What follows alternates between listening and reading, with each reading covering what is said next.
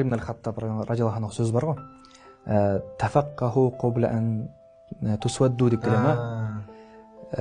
Тусвадду, яғни сендерге бір жауапкершілік артылмастан бұрын ілімді тереңірек алып қалыңдар дейді ғой. Яғни ол біліп тұр да, жас кезде сенде ондай жауапкершілік жоқ, сенде бала шаға жоқ, отбасы қамы жоқ.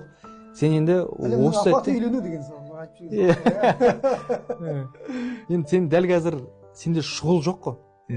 Сол кезде енді барынша пайдалану керек, әркім біледі оны ше. Бірақ та енді қараңыздар, пайғамбар саллаллаху хадисі бар, оны біз әрдайым айтамыз ғой.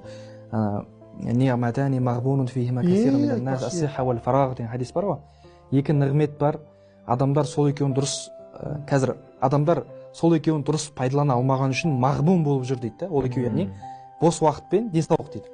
Енді мағбун деген не? Мағбун деген сөз араб тілінде былай күш түсіндірмесі бар да. Мағбун дегеніміз қарапайым тілде айтсақ ұтылу. Мысалға, мына стаканның құны егер 100 теңге болатын болса, оны мен бір жерден 200 теңге сатып алуым мүмкін. Мен ұтылдым ше, яғни заттың өзінің құнынан қымбатқа сатып алу, немесе менде мына стакан 100 теңге тұратын болса, мен оны біреуге 10 теңгеге сатып жібердім да. Ұтылып қалу ше.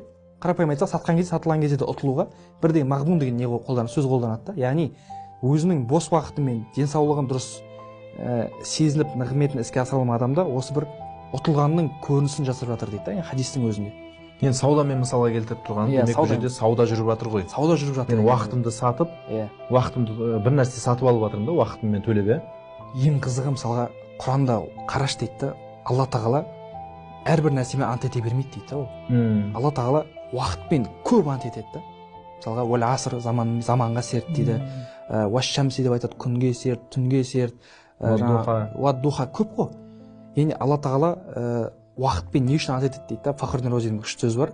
Уақыт деген ол таңғажайып нәрсе ғой дейді да. Уақытта қайғы да болады, қуаныш та болады, бүкіл нәрсе де уақыттың ішінде болады дейді да. Тіпті уақыттың әрбір сәтінің маңыздылығы сонша дейді да. Бір адам 1000 жыл бойы мұсылман емес болып, күнәһар болып жүріп, өмірінің соңғы бір сәтінде исламға келіп, тәубе етіп, дінге келсе, ол адам бүкіл күнәсі кешіріледі деп айтады да. Бір сәттің өзі ол қандай маңызды дейді да. Мысалға хадис бар ғой, кімде-кім субханалла ва бихамдиги субханалла азим деп айтса, оған жәннатта бір құрма ағаш тұрғызылады деген хадис бар ғой. Қарап тұрсақ, ол бір дұғаны айтуға әр кезде 1 секунд кетер, 2 секунд кетер ше. Бірақ сенің сол бір 2 секундың жәннаттағы бір құрма ағашы болып жатыр да.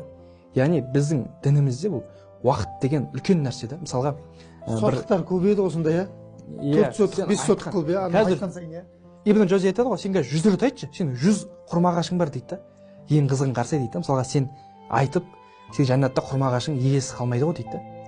Сен өзің атыңа жазыла бер. Сен құрма ағашың бар, өзің тозақта жүрмейсің ғой дейді. Сенің бәрібір де сенің өзің елең